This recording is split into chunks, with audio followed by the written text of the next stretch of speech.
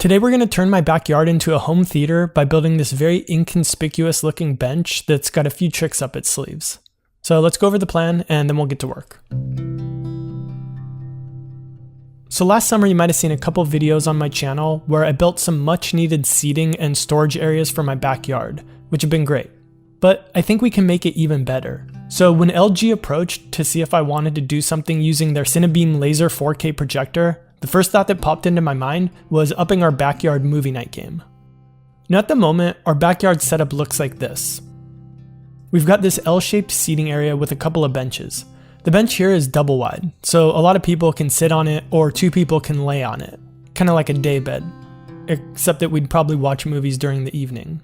So I guess it would be a night bed, or just a bed. In any case, this other bench over here has this tall back with a flip-up bar height table on the other side, so we can put a few high stools over here and that's more seating. Now with this setup, everybody's attention is naturally focused towards one place, this blank gray wall.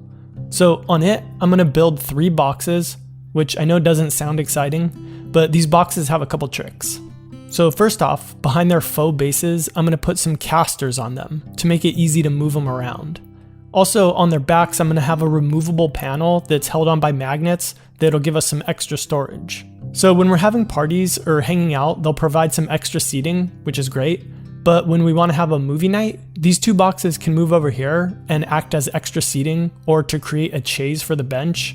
And this middle box can become an ottoman that will conveniently house the LG CineBeam. And that's going to project onto a drop-down motorized screen. And in the off chance that we have too many people over and this space isn't big enough, the projector is compact and even has a handle in it, so I can just pick it up and move it anywhere else in the yard, throw down a couple of blankets and keep the movie going. Okay, that's the plan. Now let's build it. I'm going to be building this out of a mix of white oak hardwood and some plywood. So I started off by looking at the oak to figure out where I'd use each board. And here I'm just labeling their convex sides so that I know which way to run them as I'm milling. I started off by joining one edge of each board. And by the way, if you wanted to make this same thing, but you don't have a joiner and a planer, you could easily skip this part and make the whole thing out of plywood. It's a pretty simple build, really. But anyway, next over at the table saw, I removed the rough edge of my boards and then flipped the pieces 180 degrees and took one more pass to bring everything down to a consistent width.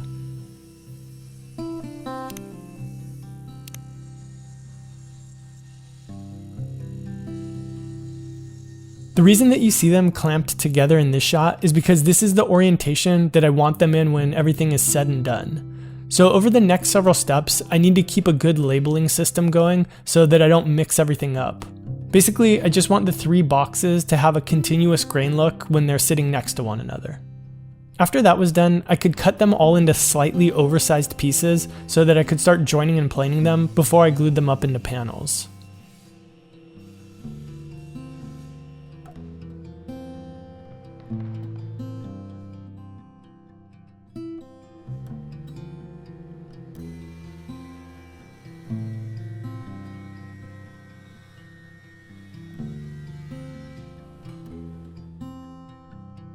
Okay, so before I put them through the planer, I needed to transfer my labeling system to the backside. And the reason for that is because the other face is going to get erased as they get milled down. And as much as I like to think that I'd be able to eyeball them back into their proper order, I know that I wouldn't.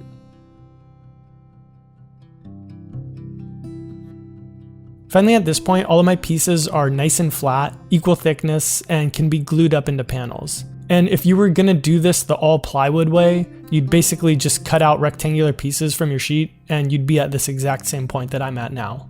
Speaking of plywood, let's start working on those portions of the boxes. Now, my initial plan was to use all white oak plywood to make everything match.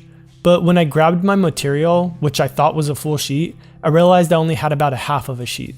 So instead I'm gonna make the sides out of white oak and the top and the bottom out of Baltic birch, which doesn't match. But that's actually okay because the bottoms you can only see from the inside and the top's gonna get covered by a cushion. All that said, if you were buying material, just get one species. That'll definitely make life easier. But sometimes you just gotta use what you have on hand. Okay, So anytime I'm breaking down a lot of plywood, it can get confusing in the video because everything looks so similar. So let's cut away to another quick animation to explain how the boxes are going to come together before we do anything. So here are our hardwood boards that we previously glued up into 5 pieces, 2 sides and 3 fronts.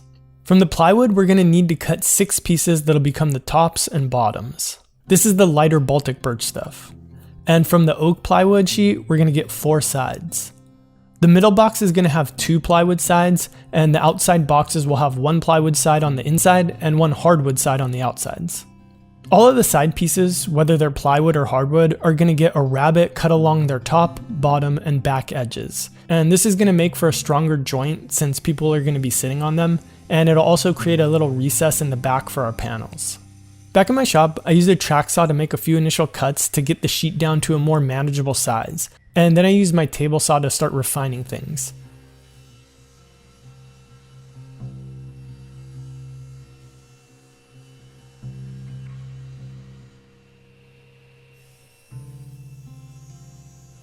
And at this point, I'm leaving the top/bottom pieces slightly wider than they need to be, and that's because I want to finalize them at the same time that I finalize my oak pieces, which you'll see in a minute. Next, I grabbed my oak plywood and cut it down into some oversized chunks.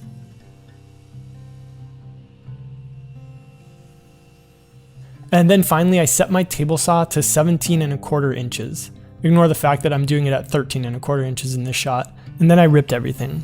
The Baltic birch, the oak plywood, the oak hardwood, and that way all of the sides are the exact same width. And this is why you really want to think of things as dimensions rather than pieces. In other words, don't finalize the sides, then worry about the fronts. You kind of want to be making all of the pieces simultaneously. That way you're minimizing the amount of times that you're setting your fence and then trying to match it again later. The last thing to finalize dimensionally was the length of the hardwood panels. So I used my track saw to cut one edge perpendicular and clean, and then I used my table saw to finish it off.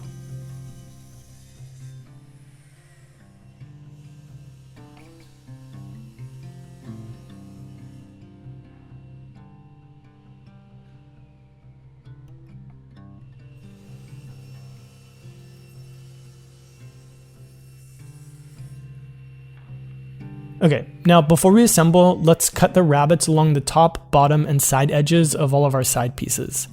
And the only thing out of the ordinary here is that the top and bottom rabbets need to be 3/4 of an inch deep, and the back rabbets need to be 1/2 of an inch deep. So first I'm going to set my fence to make all of the deeper cuts, and then I can readjust it to make the shallower cuts.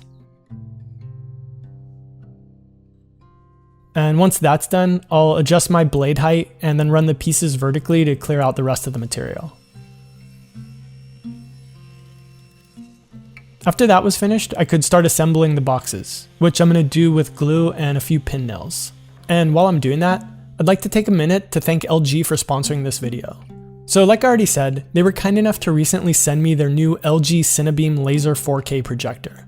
Now, I've used a few projectors in the past, and I have to say that this thing is light years ahead of the others that I've used. Or I guess, laser years. So anyway, it's a laser-based projector that can put out a 4K image up to 150 inches big. It's super bright and it's rated to last for 20,000 hours. And if you're wondering how big 150 inches is, it's big. Really big. And while the image might be big, the projector itself isn't. It's about half the size of a conventional 4K projector. And that means that this thing is super portable. Like I said, it even has a handle attached to it and a retractable plug, so if you ever want to take it into a different room or to a friend's house, it's super easy. Using it's super easy and convenient too. It's got smart apps built in, Bluetooth out, HDMI ports, USB ports, a LAN port so you can hook it up to your network. You can control it with a USB mouse and keyboard or the included remote. Plus, it can be used in 4 different orientations. Standing up, it can project onto a wall or the ceiling. Laying down, it can project onto a wall. Or you can mount it to a ceiling if you don't plan on moving it very often. Now, the compact size and all of the other features honestly wouldn't mean anything if the picture wasn't awesome, and I'm glad to say, it's awesome. I've been super impressed by how bright and clear it is. And I'm guessing that seeing it on video probably doesn't do it justice, and definitely doesn't convey the size of the projection. I'll just say that the difference between projecting a movie 150 inches big versus watching it on a normal large TV is, well, for lack of a better word, big. So I know that my family loves having outdoor movie nights, especially during the summer, so I'm super thankful that I got to do this video. And if you want to learn more about the CineBeam Laser 4K projector, I'm going to throw some links down in the description, so check it out. And thank you again to LG for supporting the channel and for sponsoring this video. Now let's get back to the build.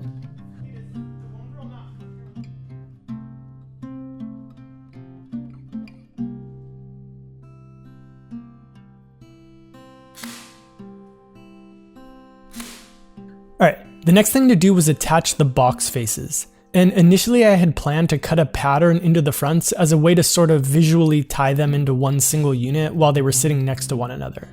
So I got all set up to make the cuts, and then the more that I thought about it, I think having the continuous grain was already doing it well enough. And right before I actually made the cut, I had a change of heart and decided to roll with it as is. So the next thing to do was attach the faces. Now when I cut these to length, I purposefully left them about 1/4 of an inch longer than they needed to be. And the reason for that was that I knew I could flush trim them to the box itself. So this was basically a safety net in case any one of my boxes was out of square, there'd be a little bit of wiggle room.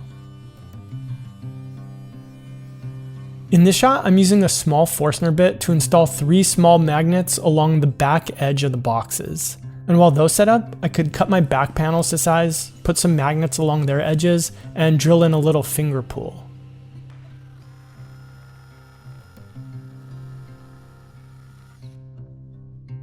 And here you can see how the back panel is going to work. And these magnets don't need to be very strong, basically just enough to keep it from wanting to tip away from the box. Okay, now this was my first time making cushions, so I invited my mom over to the shop to lend me a hand since I have absolutely no idea what I'm doing when it comes to all this stuff. But so far all you've been seeing me do is cut a piece of high density foam to the correct size and then using pinking shears, not scissors, to cut my upholstery into some oversized rectangles. My mom also thought that it would be a good idea to cut off the factory frayed edge of the material, so I let her do that, and then I cut my piece to its final length. And the T-track in my workbench actually doubles as a really nice guide for cutting a relatively straight line with the pinking shears. Off camera, I'd cut a piece of 1/4 inch plywood to the same size as the box top as well. And then my mom walked me through the process of folding and stapling the upholstery tight and clean. I've described the whole process as about as hard as wrapping a present, which I also suck at, so I'm not going to say that it's hard or easy since those are subjective, but if you can do one, then you can do the other. But I will say, they came out pretty nice and it's definitely a quick process. The last thing we need to construct is the base pieces. So again here, I started by labeling my pieces to get that continuous grain look. Next I cut them into smaller chunks and then ripped them to the finished width, which is right about 4 inches, or just about 1/8 of an inch shorter than the height of my casters. Basically just so they don't quite touch the ground. To dial in their length, I held them up to the boxes and marked exactly where I need to cut, and then back over at my table saw, I trimmed them to size. To attach them, I'm just going to drill a few pocket holes on the backside, and once they were on, I could attach the casters. And I wish I would have bought half of the kind without locks, so that way I could have put the casters a little bit closer to the edge. But these are still going to work, and I can always replace them later if it becomes a problem.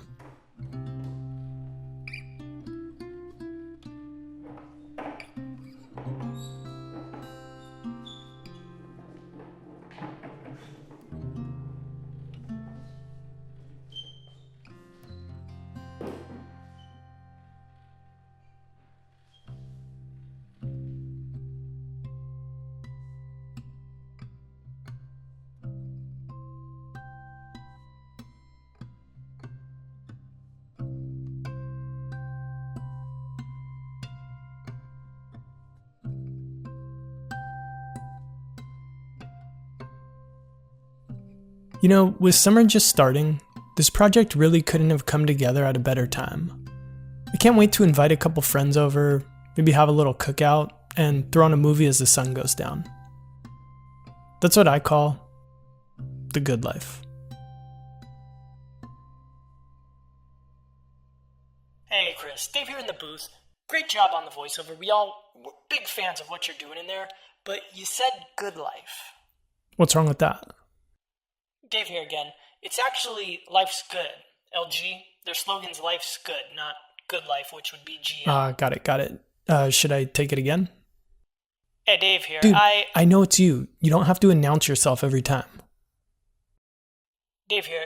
It's okay. I think I can cut what you said and make it work. Here, let's listen to this. Life. Good. Dave here. Yeah, that's gonna do. Thanks, Dave.